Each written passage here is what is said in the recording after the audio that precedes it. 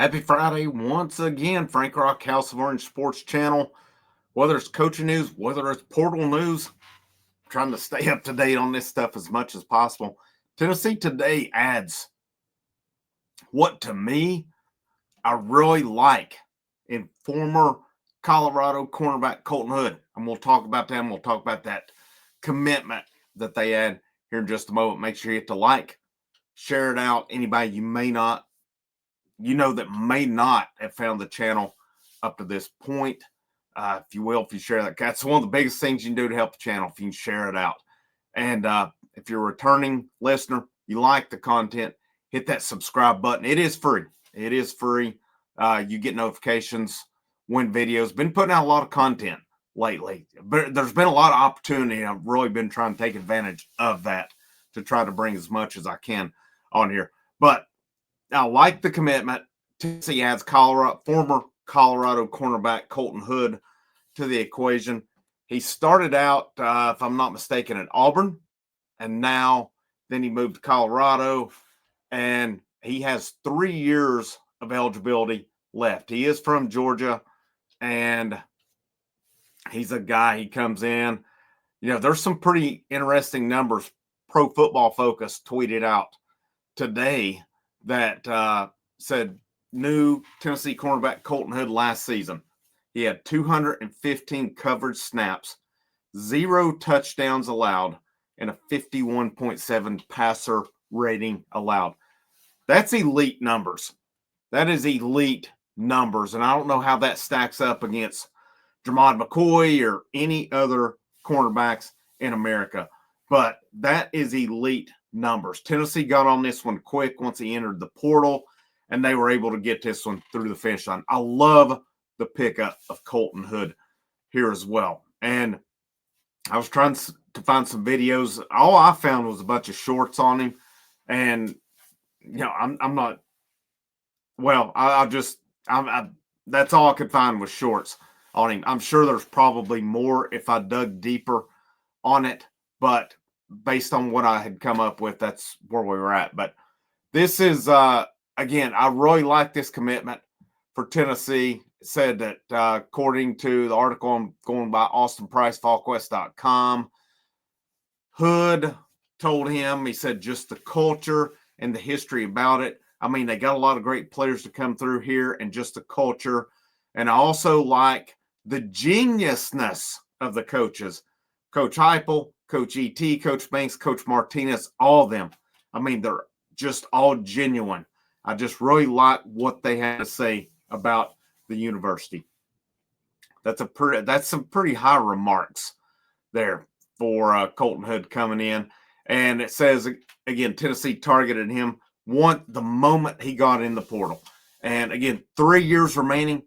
That's pretty big for him. And he goes on to say, they said they think I'm very versatile.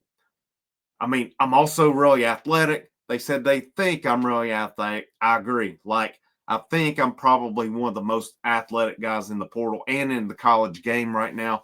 I also think that taking their coach, I could be one of the best in the country. And they talked about the sales pitch from Tim Banks, Willie Martinez, and it said they basically said I can come in and play and be a big factor of what they got going on immediately. So I think that's big too. And another one was he's from Georgia. Looks like based on the comments, distance was a factor being out of Colorado, because he said that's really big because I was just at Colorado, which is really far, really, really far from home. So being able to come closer to home is big for myself.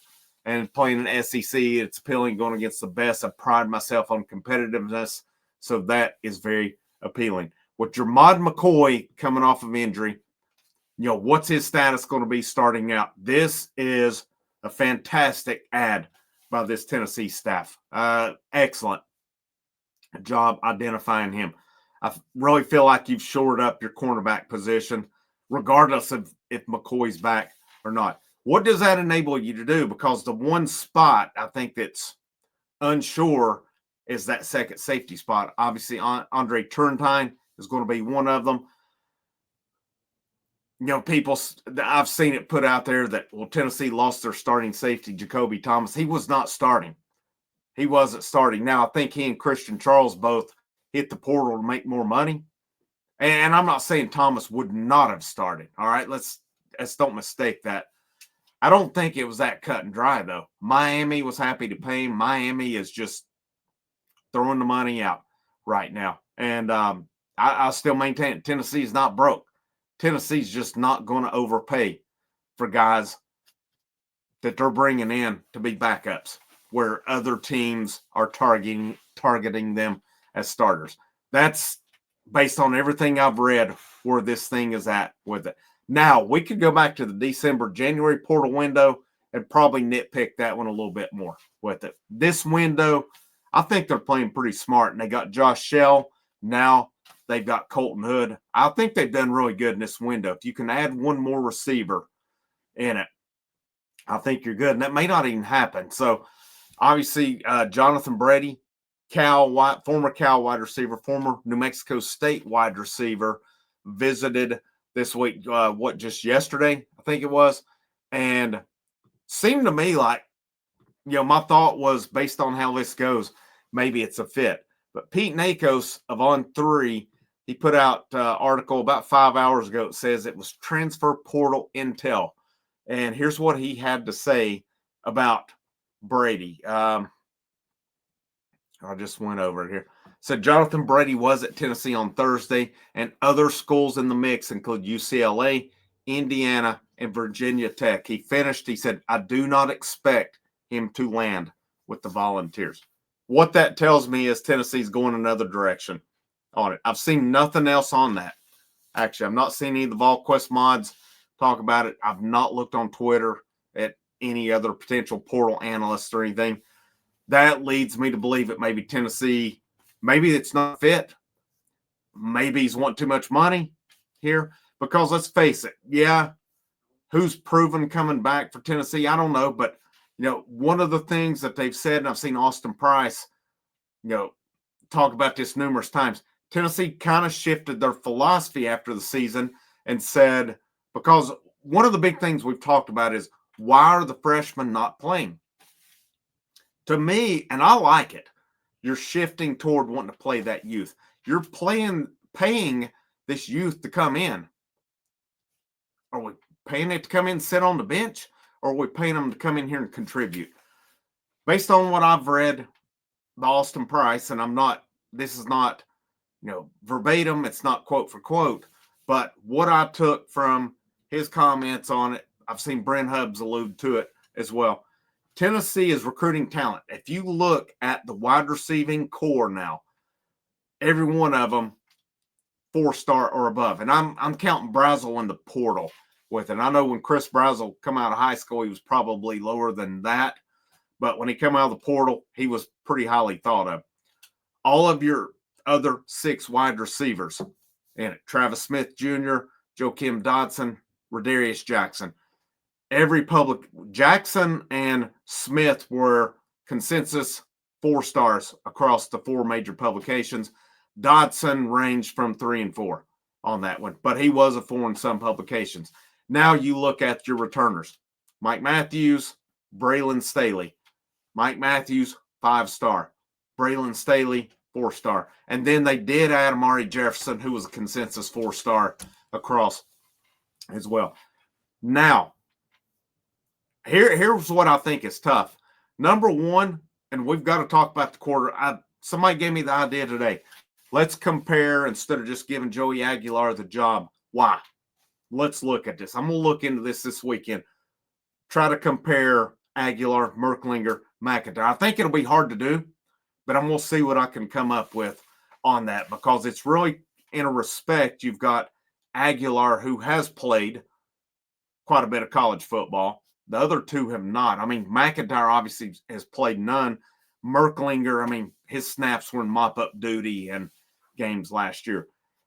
But we'll see what we can come up with. I love the idea. Love it. See what I can come up with on that. But you're selling portal wide receivers right now. They're wanting to come in and start somewhere.